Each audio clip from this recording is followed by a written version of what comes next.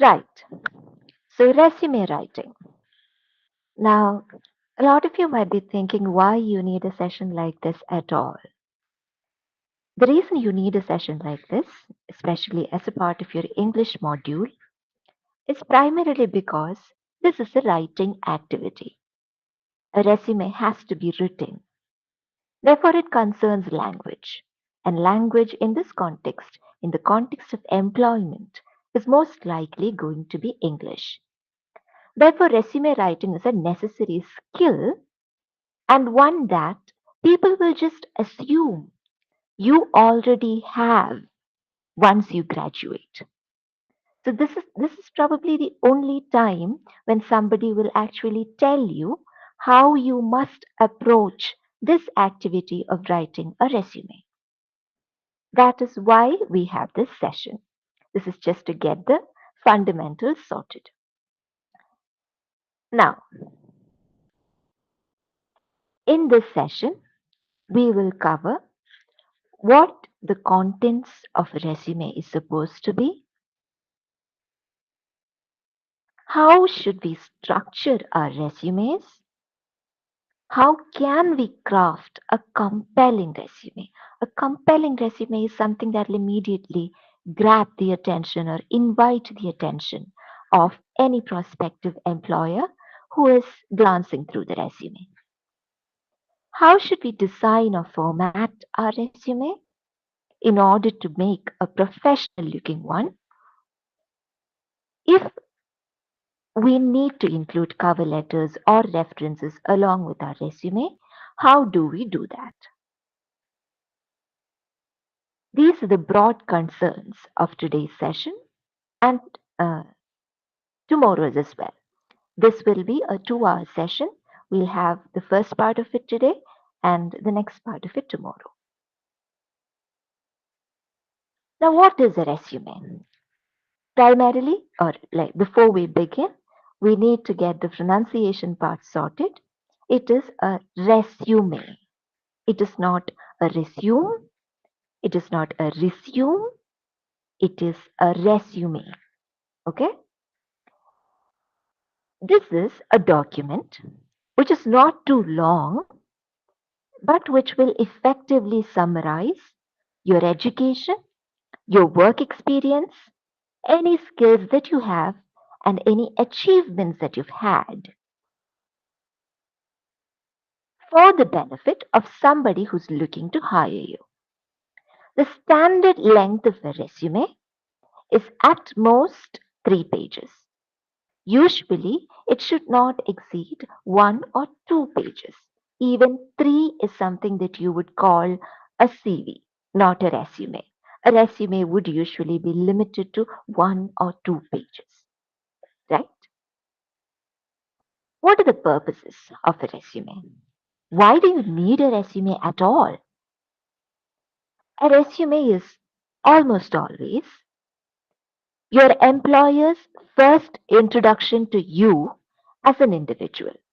They see your resume before they ever see you or get to hear your voice or get to see your grade card or get to see how enthusiastic you are or how skilled you are. So, this is your first impression in several ways. So, it should effectively outline your relevant skills and experience, and it should show your employer what are the things that you bring to the table. What benefits will they get if they hire you? It should be able to grab the attention of whoever is looking to hire you. There will be a job description for which you're applying. You're not just blindly sending out your resume. You are sending out your resume in response to a job description that has been posted or a job description that you are somehow aware of. So your resume should match you to that position which is currently vacant. In other words, it should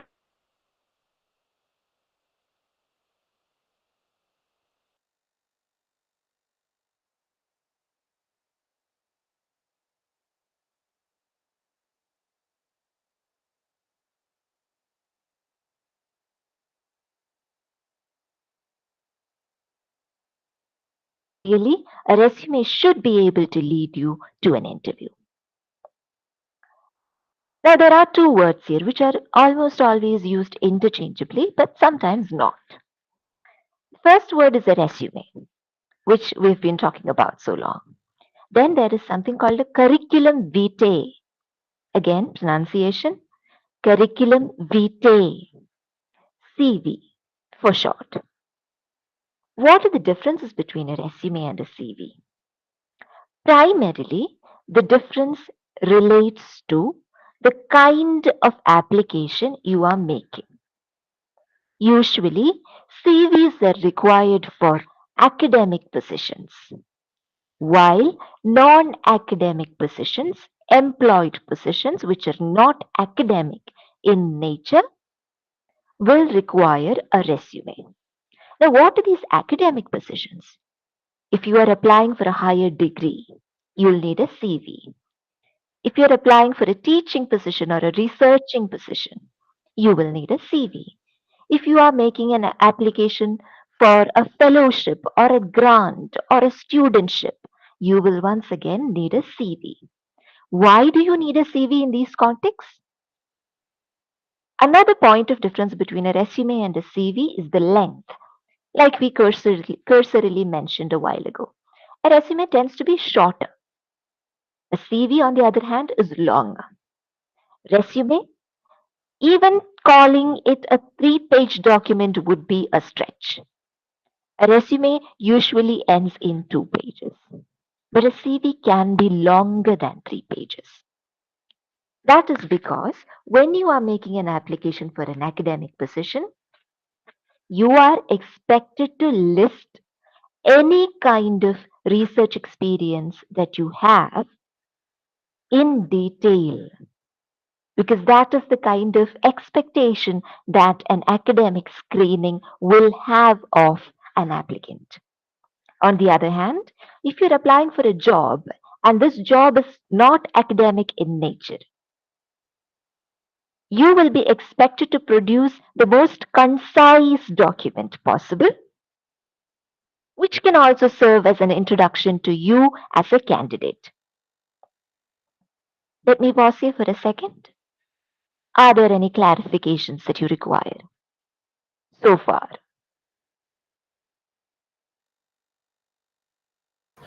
Nothing. Everyone's good?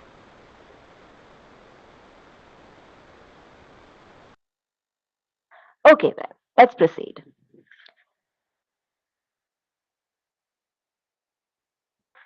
Another point of difference between a resume and a CV can also be geographic location. Now, I say it can also be geographic location because this is not a hard and fast rule. It doesn't mean that South Africa will only accept resumes.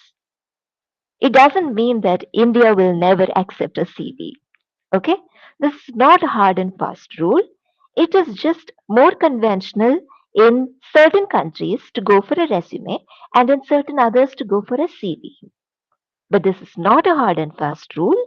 You should ideally look at the job description in order to see whether you are expected to send a resume or a CV. Okay? You should also be aware of the kind of position to which you're applying. That will let you know how much of information you're expected to include in that document. Okay? So, some geographic locations like South Africa, India, and Australia prefer resumes. Prefer, right? It's not a hard and fast rule. Some other locations like the New Zealand, the United Kingdom, and parts of Europe prefer to have a CV. Now, what goes into a resume? And how do we structure these elements? What is essential to it? And what are the things that are optional to a resume? These are the things that we're going to see now. These are sections. What you see on the screen right now are sections which cannot be omitted. Your contact information, your updated contact information. It cannot be an obsolete or old contact information. It has to be the one that you currently use. Okay? Your resume objective or your resume summary. There is a slight difference between the two. This we will discuss as we go further ahead in the slides. What are your educational qualifications? Do you have any work experience? What skills do you possess? And what are your relevant achievements? Now, the word relevant is very important here. That is almost the operative word here. Your life does not proceed with the sole objective of getting a job. Okay? Even though it might seem like it does, it actually doesn't. So you might have achievements in several fields, but include those achievements in your resume or in your CV if and only if the said achievements are relevant to the job description at hand. Do these achievements prove that you are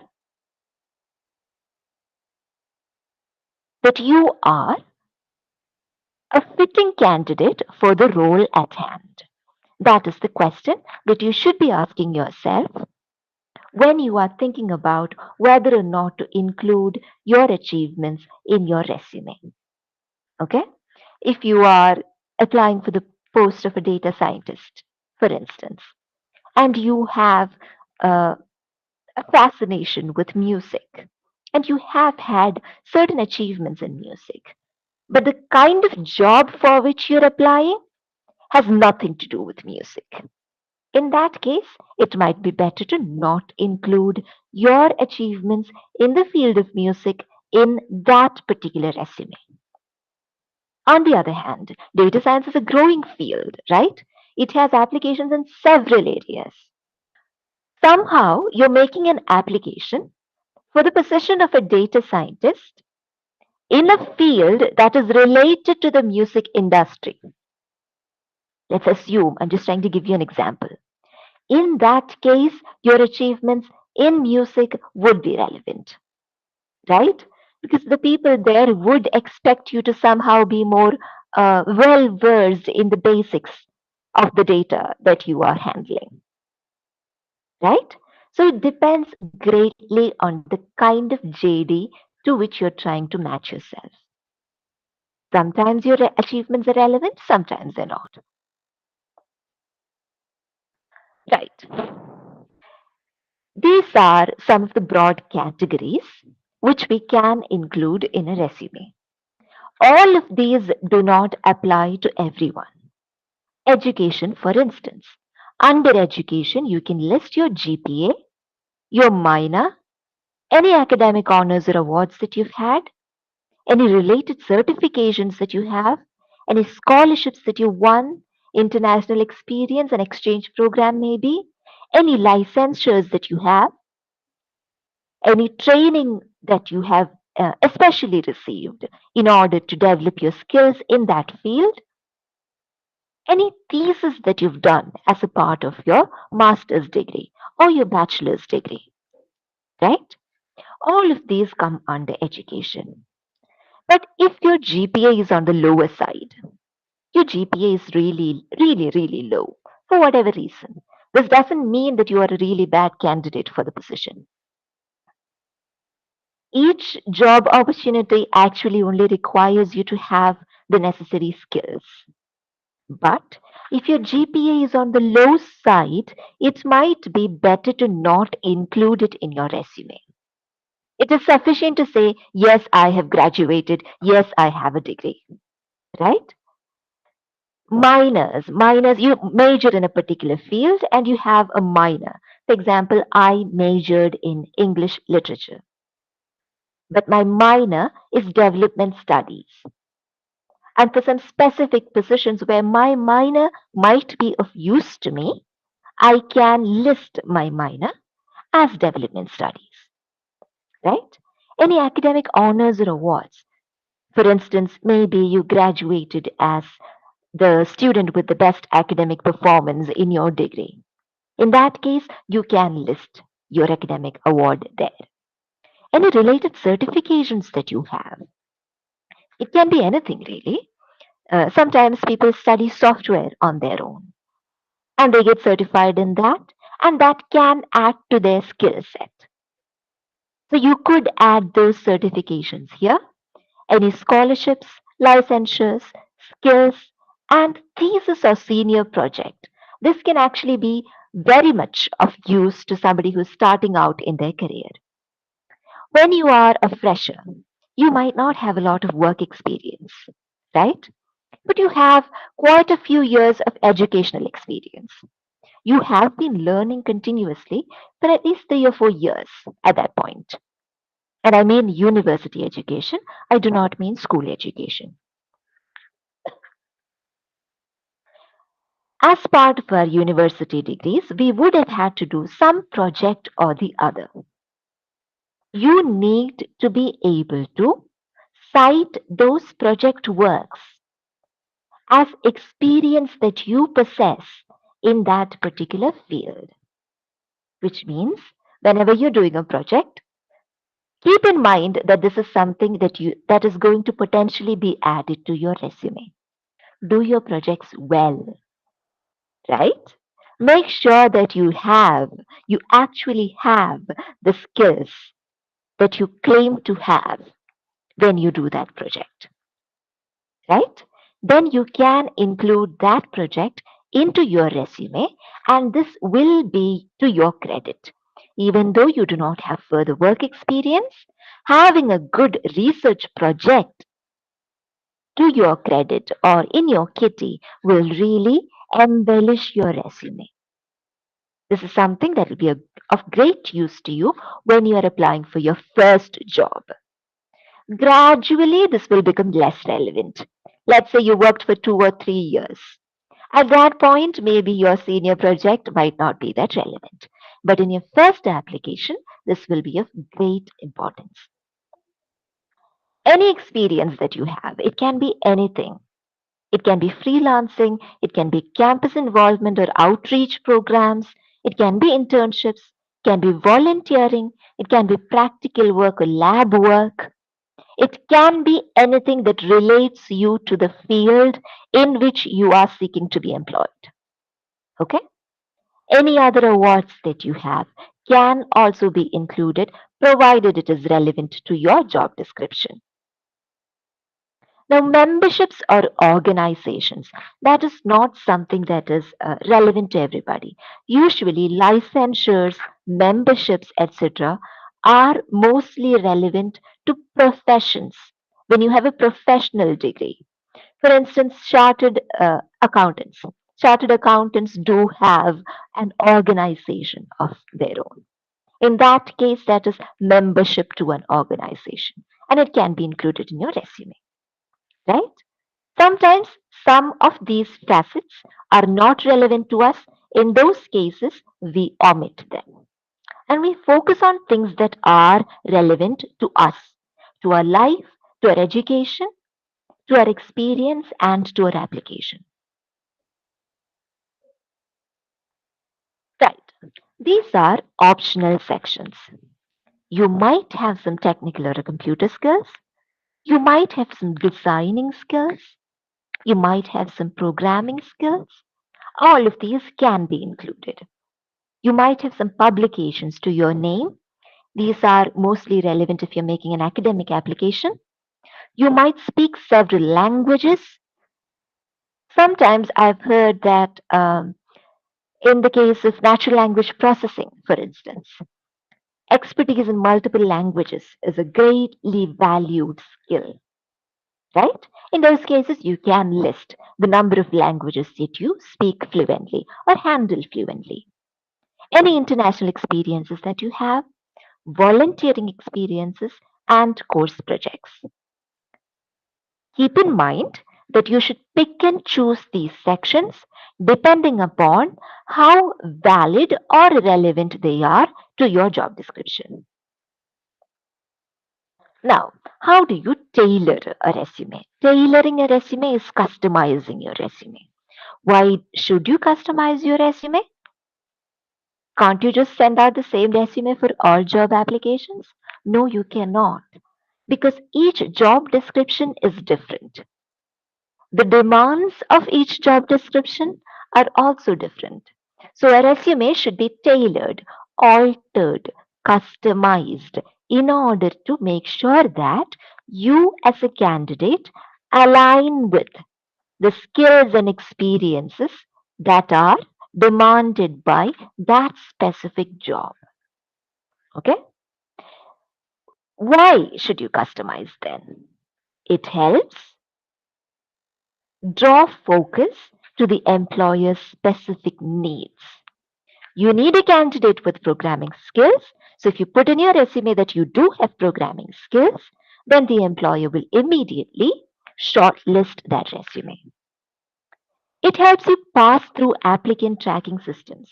Now, these are software that are used by companies in the preliminary level of applications. They get several resumes which they filter out using this software.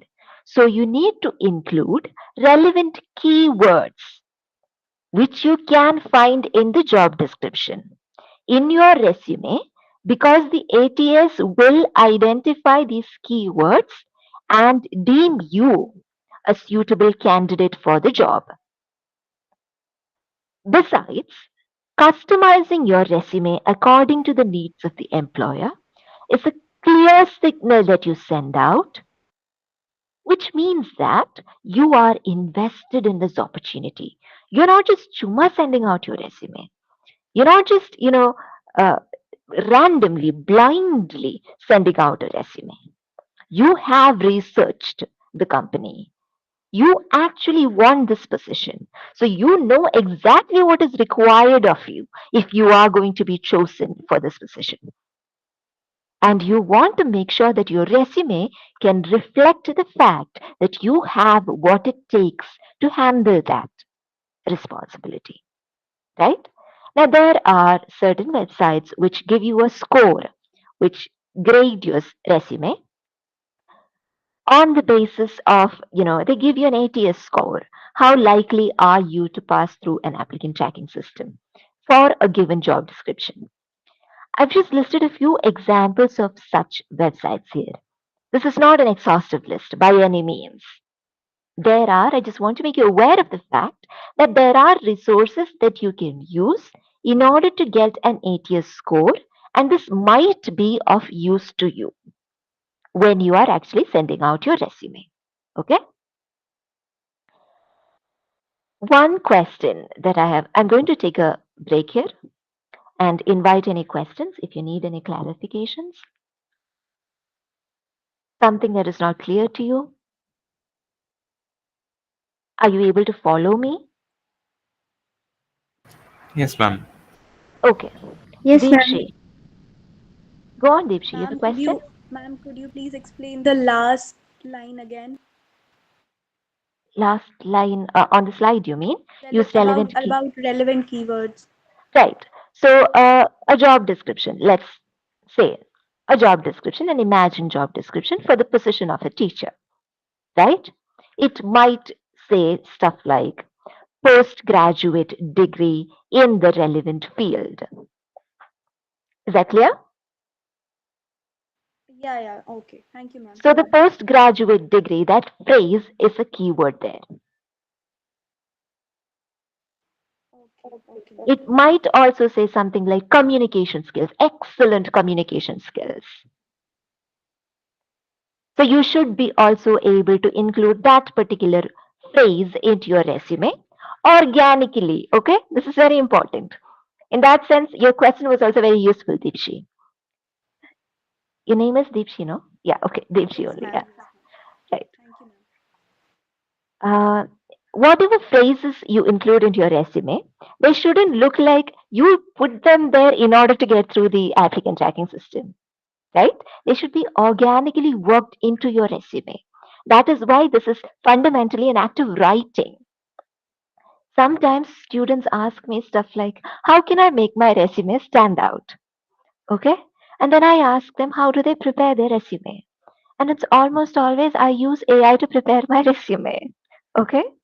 I'm not saying you should not use AI, But there is a difference between AI writing a resume and you writing a resume. Believe it or not, you're actually more intelligent, right?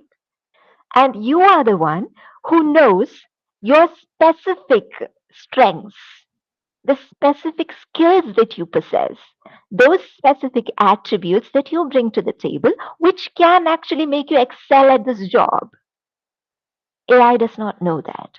Besides, imagine there are 10 applicants and all 10 of them, it's safe to assume that all of them use AI at some point or the other, right? In that case, do you think using that same, using AI for that same purpose is going to get you a resume that can possibly stand out?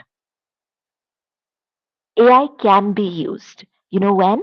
To refine your resume, to refine anything that you've already written. But that's a different use of AI entirely. Fundamentally, you are the person who's identifying your strengths. You are the person who's aligning you word by word to the job description. You are then only seeking the assistance of AI. That is a different deal entirely, right? So you should be aware of the difference in this. What will actually make your resume stand out is the amount of work you put into your resume, amount of research that you've done about that particular job and that particular company, right? A resume never includes short term achievements. A resume is always a long term project.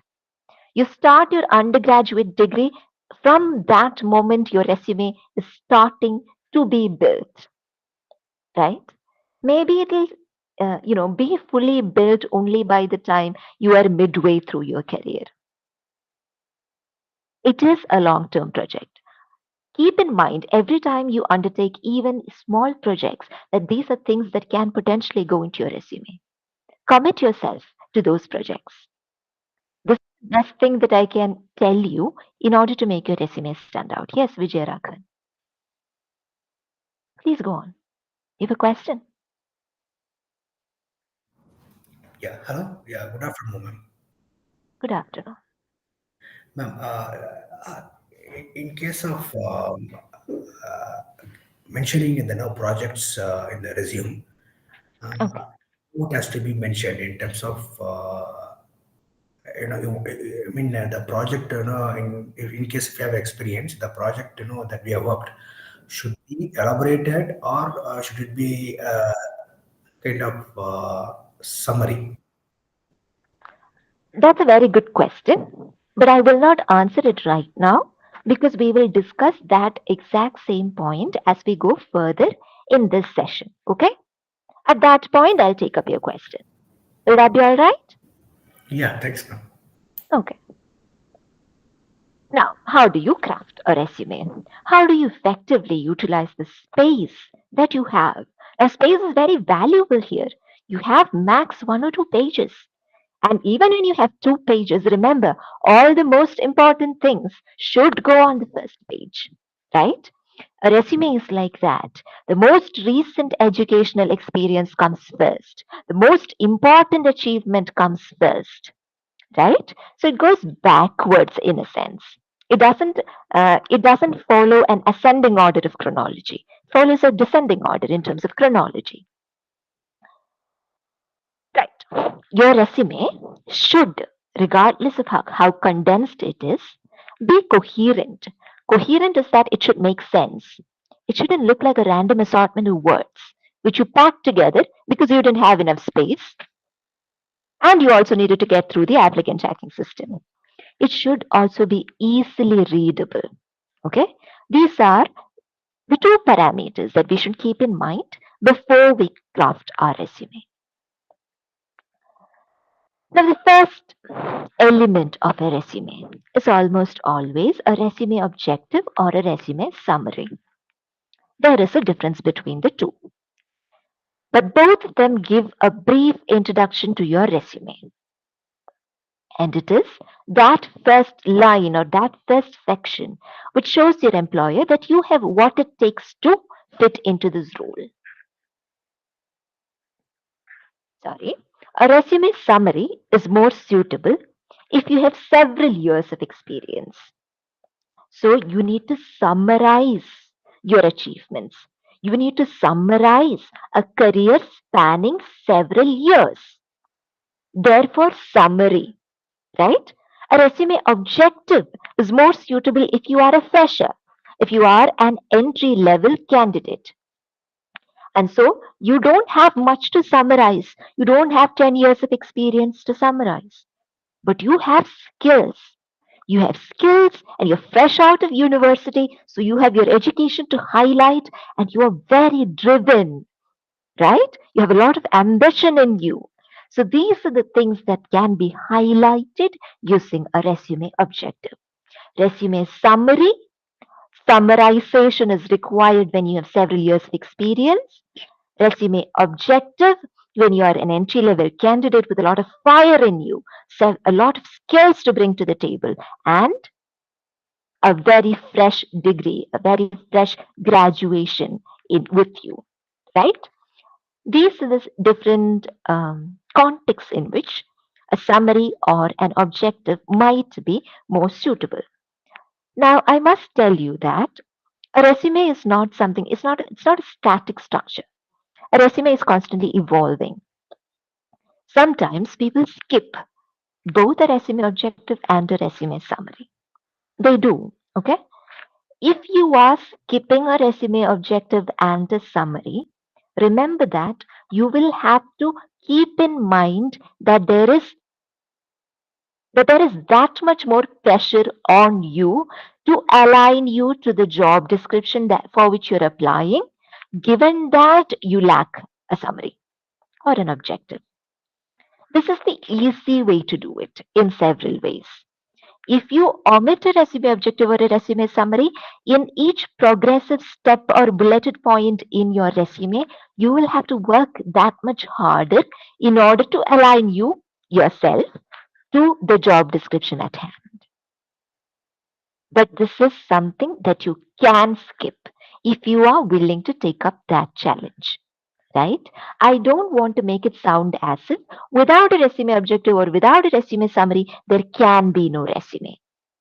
But that is a very bold move to make, to skip the two entirely. Conventionally, a resume is structured with either an objective or a summary in place. Now, who will use a resume objective? Can somebody tell me? Who will use a resume objective?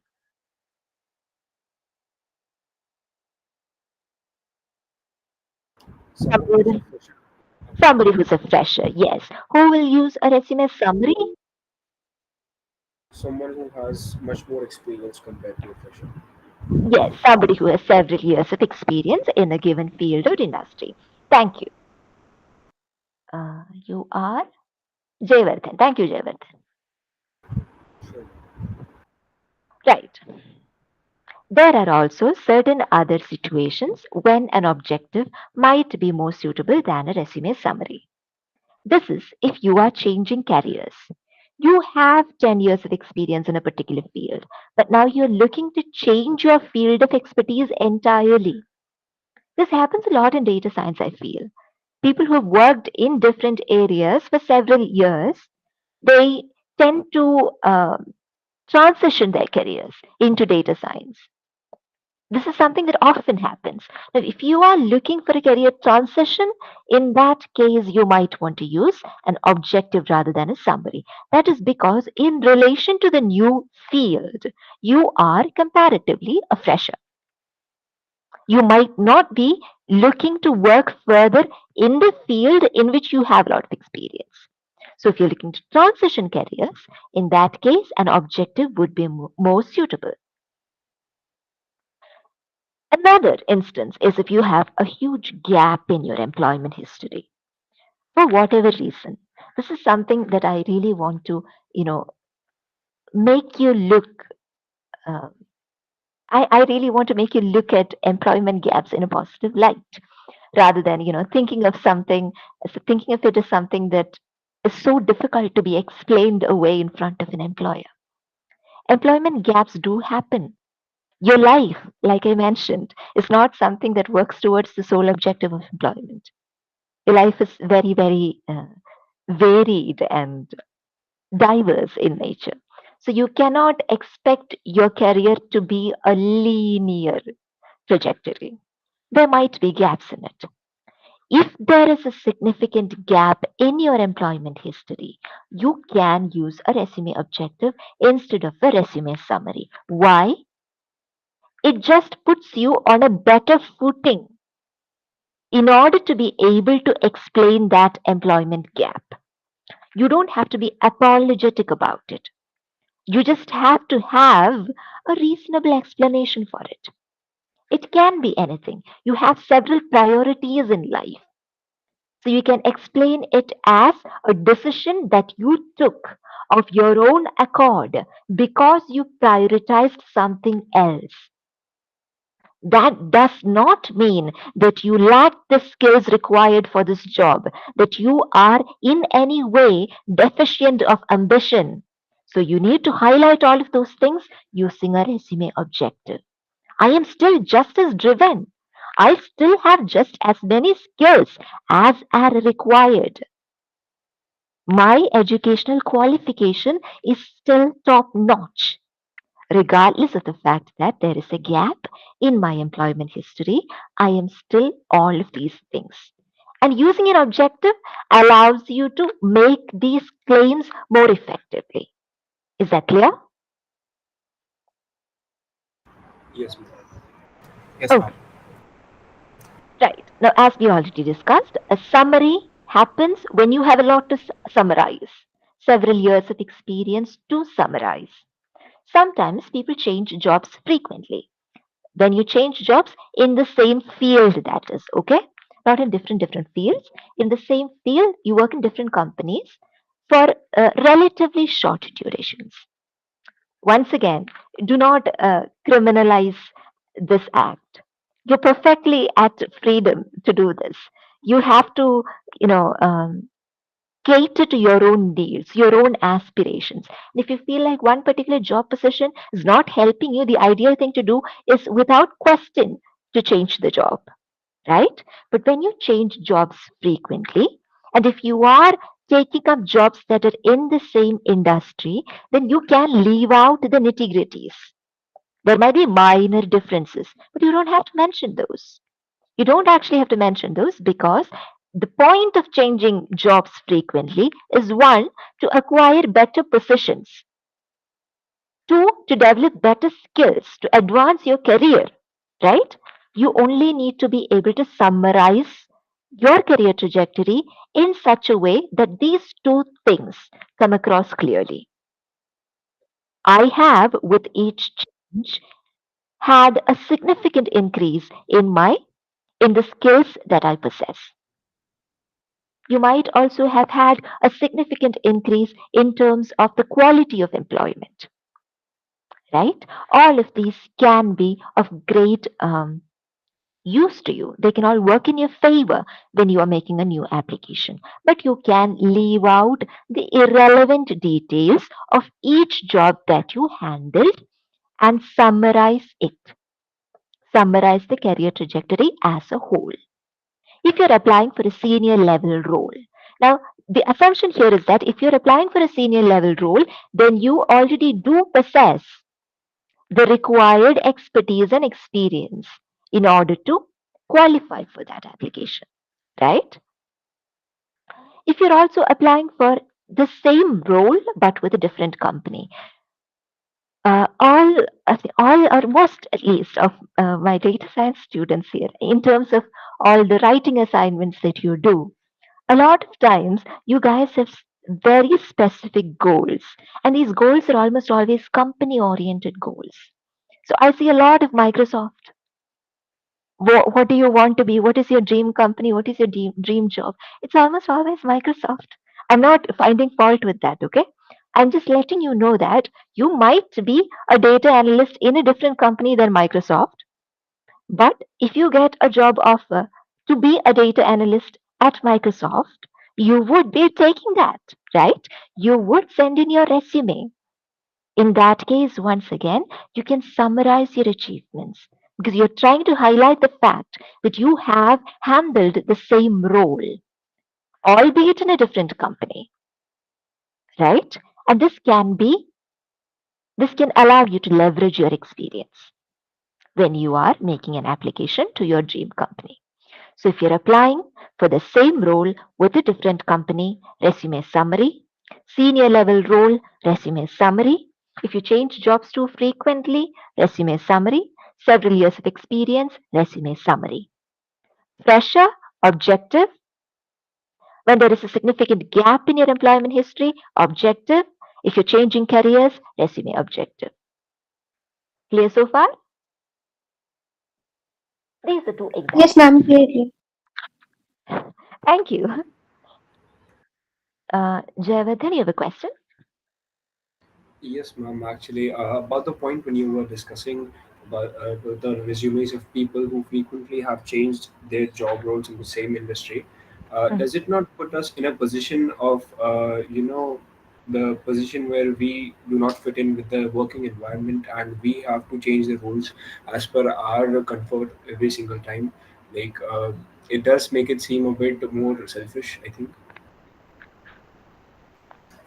If Jayavardhan, do you know how I a lot of people who are not selfish? Not really, ma'am. Everyone has to Yeah. fight for themselves. Yes. Do you think your employers are, very charitable? Not, no, not at all. No. So you're required to be selfish in this industry, like in this planet, I would say, on this planet. Right, right. That is very Right. correct. Uh, but if, like, what if the counter question were asked me if I were to say, like, how long do I think I would be in the same company that I'm giving an interview in right now? So, what do I say at that point of time? The objective, I mean, we do not make any application with the objective of leaving that company, right? Right, right, We decide to leave the company only after we start working there. right, So you have to understand that that is not a decision that is fueled purely by our own motives. That is also a decision that is taken after being sufficiently aware of the kind of opportunities that a company can offer to you.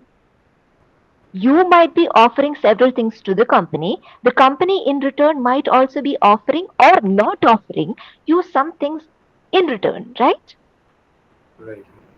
So the Yes, ma'am. idea here is not to make an application with the intent of leaving the job immediately. Mhm. The idea here is that we do not have to be guilty or apologetic about the fact that we have often changed jobs. Right, Now, what is right. the precondition here? With each change, you should be gaining something. Gaining what? Skills, perhaps, Yes, or maybe an advancement in your career. So, when you are drafting this resume, you're not trying to highlight your selfishness. You're not trying to highlight the fact that I can only stay for short durations. That is not the objective here. The objective here is to highlight the fact that you are ambitious. You do value certain things that you receive in return from your place of employment or from the company of your employment. And with each change, you have made significant advancements in your career and significant additions to your skill sets. So, in a sense, as far as the new employer is concerned, all of those job changes, those are not bad things, good things, they're good things. They gave you more skills, they allowed you to advance in your career. These are the changes that equipped you to make this application in the first place. right, So it's right. not the question of, what is right and what is wrong, where should there be loyalty and where should there not be loyalty. Rather, it is a question of what you choose to highlight about yourself. Ultimately, that is exactly what a resume does. It highlights certain facets of you, which will ideally land you the job. Okay? Yeah, ma'am. Understood. Thank you so much. Right. Now, what you see on the screen right now are two examples of one of a resume objective and the other of a resume summary. I will leave you to read this. If there's anybody who requires me to read it, kindly let me know. I will have a drink of water and rejoin you in 5 seconds. Please read what is on the slide.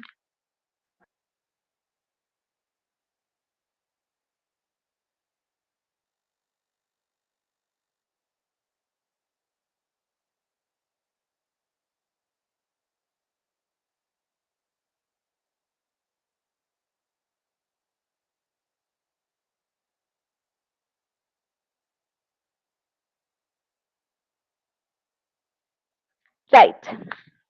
Anybody who wants me to read it out for them? You don't have to be ashamed. If you're using a phone and you can't read it, just let me know.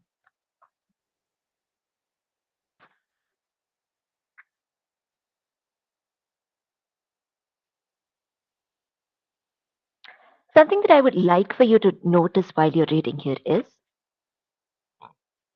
the manner in which the sentences are constructed, right? Ambitious, it's an adjective. Self motivated, adjective. Detail oriented, adjective, right? So you start off your resume summary using certain attributes. Now, attributes are usually described in language using adjectives. Think of what are the best adjectives that you can use to describe yourself in order to align yourself to the job description.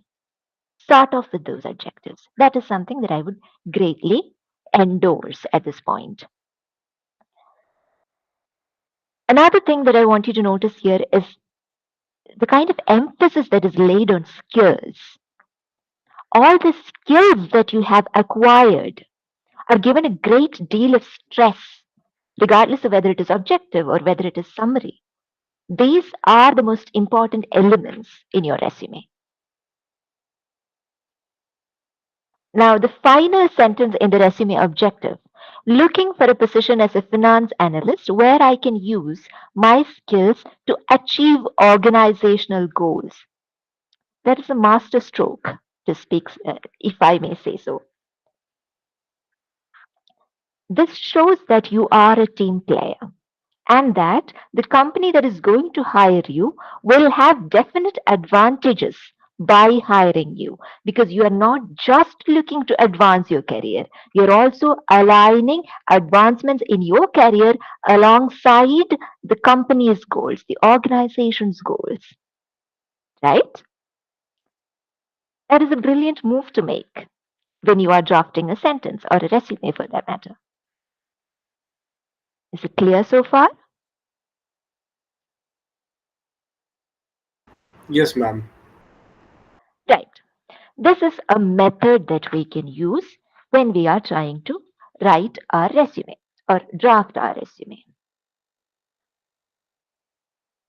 This applies to each point on the resume, each project that you did, each skill, or each specific responsibility that you had to handle as part of a prior employment or as part of a prior commitment. It can also be a short term project, doesn't necessarily have to be an employment. It's called the STAR method: situation, task, action, result. Situation: what situation or challenge did you face? Task: what task were you involved in? What were your responsibilities and goals? What actions did you specifically take to achieve the task? And how did you contribute to your team's efforts? What outcome did all of those actions generate?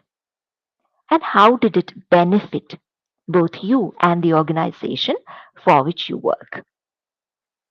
This is a method of organizing information. That is something that I want you to understand very clearly. It's not like we apply STAR method and put down everything that you arrive at using the STAR method into your resume. This is a method of organizing information. Asking yourself these questions and identifying answers to these questions can quickly streamline each experience in terms of what is most important from the point of view of a prospective employer. Okay? Situation, task, action, and result. At the end of the day, what you're trying to do is tell a story. This is something that a lot of times people forget.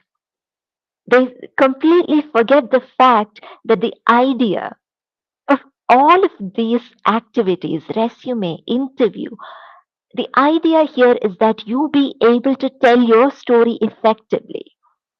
You be able to align your story with the job description. We are people with stories, okay? So each of our experiences are stories.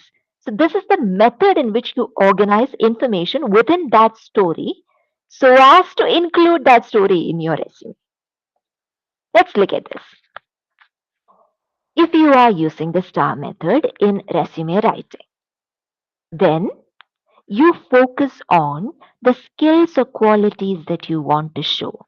Remember, when we were looking at the resume objective, the first word was always an adjective. The most fitting adjective that you can use in order to describe a quality or an attribute that you possess as a candidate.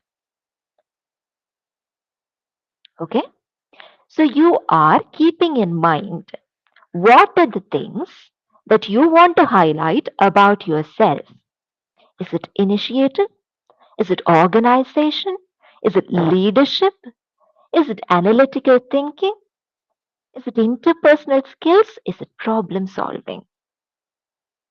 All of these are attributes that clearly describe one particular strength or skill that you have. So, you identify using the STAR method experiences which can highlight these skills or qualities. For example, situation. The trainees were learning too slowly and could not navigate the company's data tracking system by the end of the 2 week training period. Instead, they were not ready for another 2 weeks. So, what is the task at hand? Help trainees learn the system faster. What is the action that you require to do? Initiated, wrote, and edited the first training manual for the company's data tracking system. Successfully presented proposal to use manual to management, revised training program curriculum to implement new manual. Trainees worked through the manual during the 2 week training period. Result, at the end of the training period, trainees were ready to use the data tracking system. 2 weeks earlier than expected, the training manual was adopted across the company and is still in use. Now that's a story, a full story, using which you've highlighted specific activities that you've done, specific skills that you possess, specific results that you've produced. Now you need to condense the story into a statement which can be included in your resume. When you are condensing using the STAR, a story that you have crafted using the STAR method, you give priority to action words. Action words are verbs, right? So you start with the third step, action.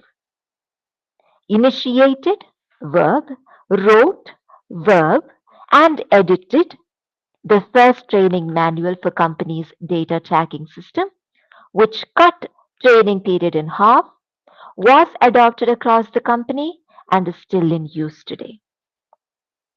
Just look at how efficient that one sentence is. That sentence can easily tell a story by efficiently drawing attention to the actions that you undertook and by highlighting the results that you produced. Is that clear now? Yes, ma'am. Right. This is what we were speaking about, action words. I will, Sarfraz, I will take a question. We just have 5 more minutes, so I will conclude here and then come to your question, okay? And Vijay Raghavan, I remember your question. If for some reason I'm not able to address the question today because we've only advanced so far in our session today. In tomorrow's session, I will take up that question. It's not that I'm sidelining you, okay? Yeah, sure, ma'am. No issues. Thank you. Right. Action words. Action words are verbs. Designed, supervised, gained, authorized, authored, staffed, tested, created, enforced, evaluated, all of which are actions that one must do in one job position or the other. If, for instance, I'm trying to include the fact that I dealt with, I handled this session for you guys today, how would I include that in a resume? Facilitated. I could use that word where facilitation is the action that I do. Likewise, in each project or each experience, there might be tasks that we needed to accomplish using certain actions. Those action words should be given priority when you are drafting a sentence that needs to be included in your resume. Okay, now I will stop here for today and take Sarfraz's question. We will continue from wherever we have stopped tomorrow. Yes, Sarfraz, please go ahead. Yes, ma'am. My question is, ma'am, when the company has to hire, ma'am, they have different objectives. Different companies have different objectives to hire. In that sense, ma'am, when I will write my resume, I need to write the Sarfraz, there's a lot of yeah, ma'am. background noise, so I have trouble hearing your voice. Yes, ma'am.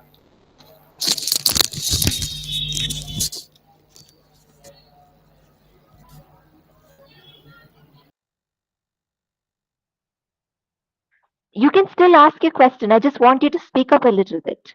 I don't want you to go quiet.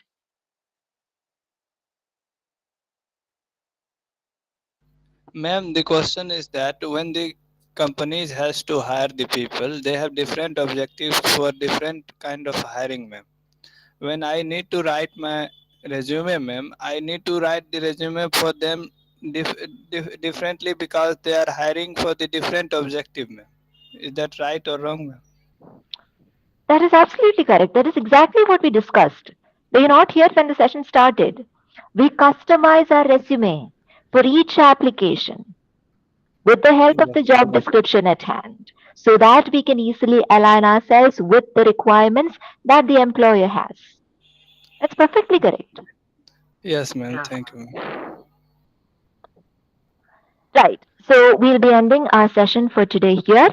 I hope this was of use to you. And perhaps you might not be immediately using any of this right now, but I hope that this will stay with you and that if and when you need to write a resume for yourself, this will be, helpful to you. Yes, Navyashri, go on. Ma'am, one last doubt until the session ends. Can you please scroll up? Like, can you go back a slide? One more. The final statement for resume which you've given, like, will we be like, let's assume that like I'll be writing a resume, and I was to post this sentence. Will I be posting this under like the skills that I have, right, or any other? Or No, like, no, this would come under work experience oh, okay, ma'am. Thank you. because this has to do with something that you did as a part of another job responsibility that you handled, right? Yes, ma'am. I get it. Thank you. Yeah. Right. That'll be it for today. Thank you, everybody. We'll meet again tomorrow. Thank you so much, ma'am. Thank you so much, ma'am. Thank you, ma'am. Thank you, ma'am.